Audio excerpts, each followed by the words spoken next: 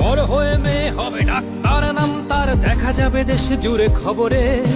রয়েছে খবরে নেই দুনিয়ায়, তিলোত্তমা ঘুমিয়ে কবরে। জীবনের সুরক্ষা যেখানে, রক্ষা পেল না সেথা ডাক্তার। রক্ত পিশাচি হায়নার দল, ছিঁড়ে খেলো নিষ্পাপ দেহ তার। এই বুঝি বাংলা, এই বুঝি দেশ আমার, যার জয়গান গাও। আর কত অভয়া, আর কত নির্ভয়া, আর কত রক্ত চাও।